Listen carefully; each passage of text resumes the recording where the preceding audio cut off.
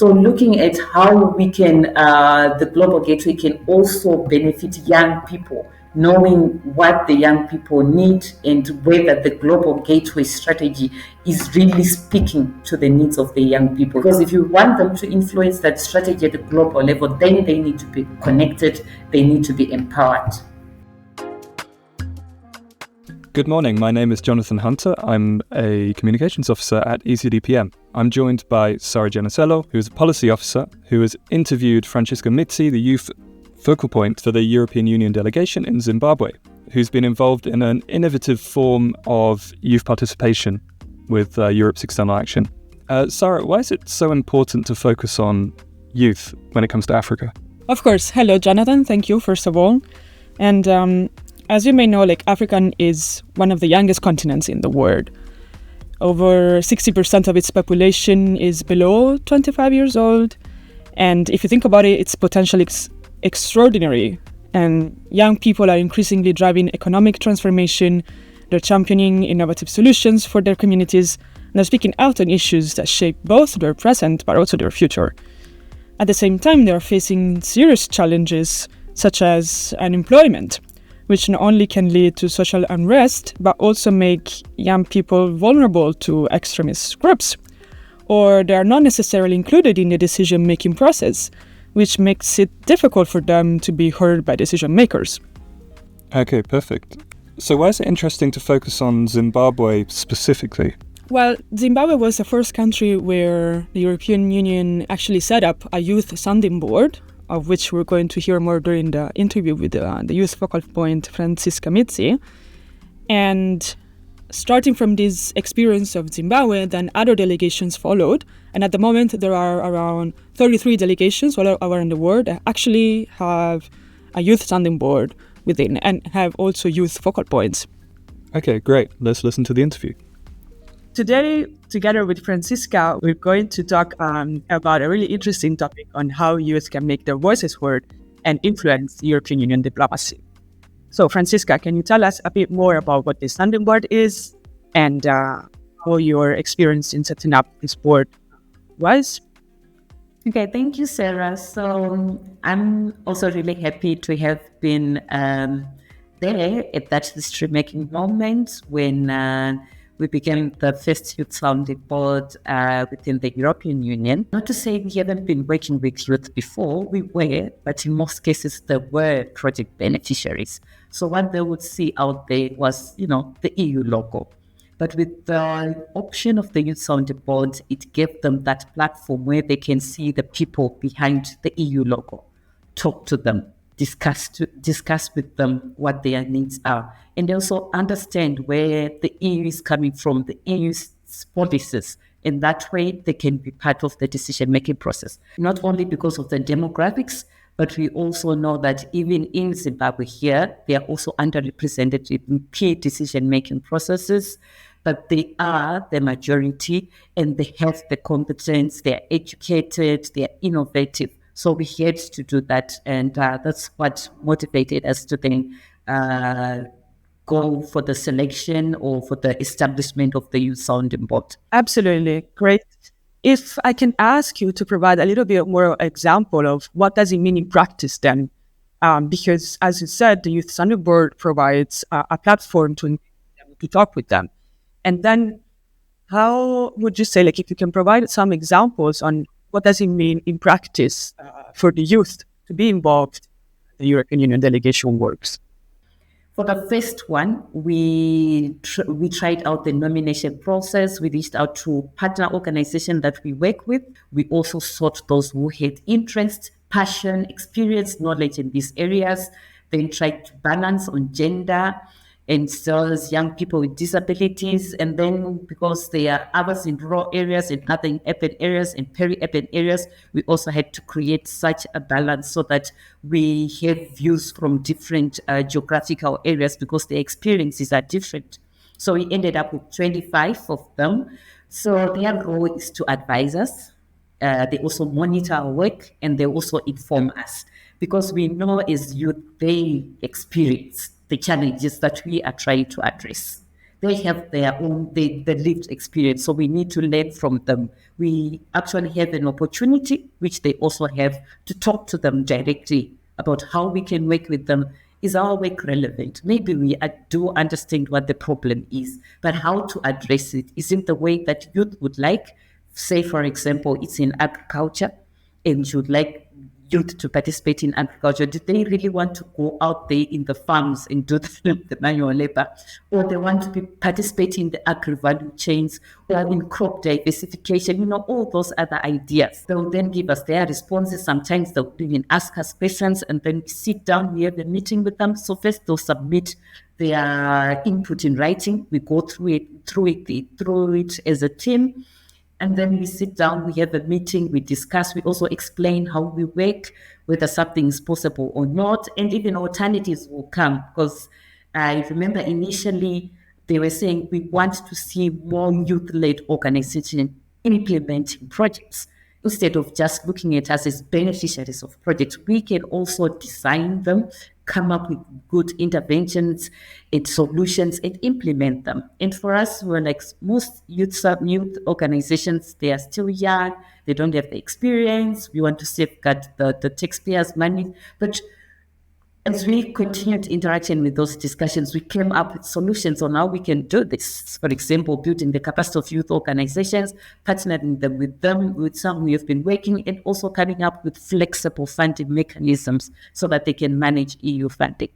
Great, thank you. This is really fascinating, I would say, because you touch upon many different aspects. And for me, inclusion, as you said, it's key. So I'm really happy to hear indeed that like this selection, you also were aware and conscious about like the differences, of course, in the youth population. So you made sure to include disabled young people as well, and women as well. So I'm really happy to hear that.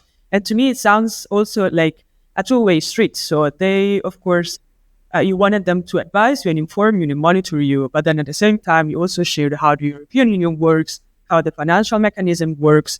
And it sounds also like a really good exercise for the delegation and for the European Union to actually listen to the young people and then act on what their requests are, what their priorities are. So a lot of interesting points, but I was wondering what kind of challenges you encountered in setting up this sounding board, because you were the first one to do this. So I imagine there was no other prior path or way or how to do this. So what were the challenges that you encountered, and if there are still challenges today?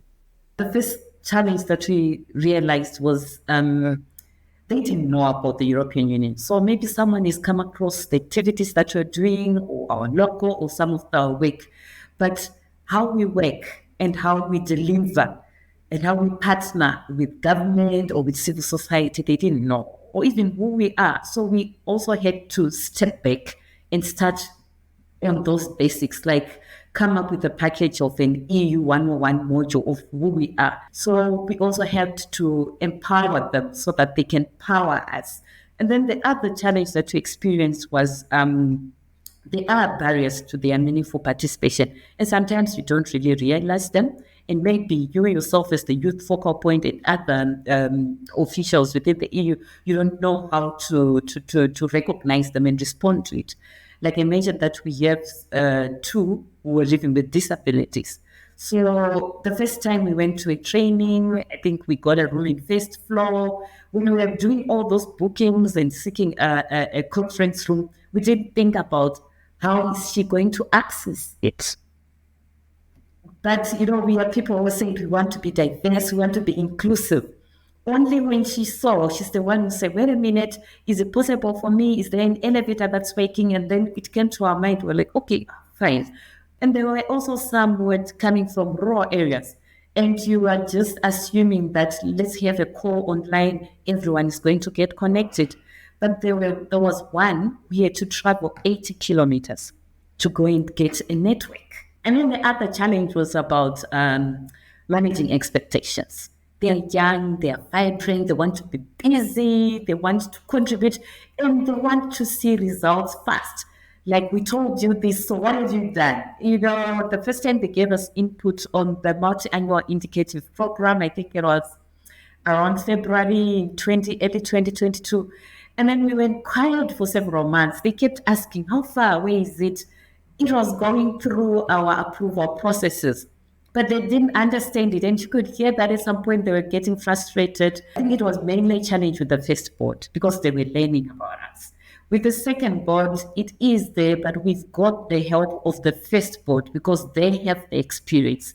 So the last question would be, since we talked about the background of Zimbabwe and about indeed this unemployment and what you thinks about what should be the priority of the government, and the same survey that I was mentioning at the beginning by Afrobarometer says that not only unemployment, but also the management of the economy, infrastructure and roads are also the main priorities of youth today in Zimbabwe. So my question would be, looking at the strategy of the European Union, and namely the Global Gateway strategy, which focuses indeed also on these aspects, on infrastructure, digitalization, and economic opportunities, what do you think and how can the Global Gateway strategy be leveraged by the youth in Zimbabwe? And how can we make sure that they are meaningfully involved in this strategy? So what I would say in terms of how we can leverage it for youth in Zimbabwe is to take advantage of the opportunities, the global great gateway opportunities that are available globally as well as regionally. So far, even the Youth Sounding Board has been helping to raise awareness on the Erasmus Plus opportunities that are available for young people, particularly the Erasmus Mundus Joint Scholarship Initiative, and they are aiming to ensure that we increase numbers of young people from Zimbabwe who are selected, who apply and then get selected for the Erasmus Mundus.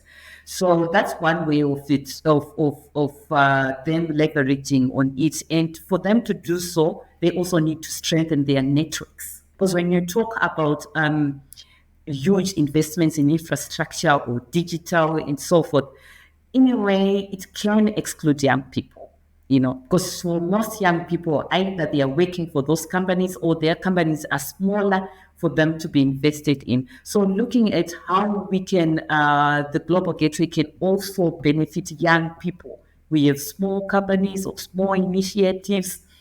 That would be an area that I would say they can leverage on, knowing what the young people need and whether the Global Gateway strategy is really speaking to the needs of the young people. Absolutely. Thanks. So that's really clear.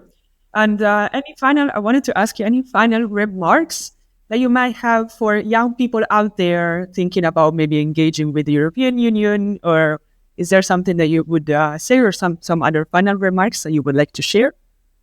Yeah, definitely. I think I can just say to young people out there, mainly in Africa, even across the world, the Youth Sounding Board is a really important initiative that was started by the former commissioner, and it is bringing young people to the decision-making table, and their influences in EU programs, the way the EU work. So if there is no Youth Sounding Board in your country, feel free to go to any EU delegation and call for it and ask for it. And for those YSPs that are out there, you can connect with the others in the region. And for all the youth who are wondering how they can give their input and talk to the EU, find out who a Youth Sounding Board member is in your region, in your country, in your area, and talk to them. They will send the information, they will bring the information, because we do meet with them, we do talk to them. Absolutely. Thanks. That's a great way to end this podcast. So I wanted to thank you again for your time and for your kind words. Thank you very much, Sarah.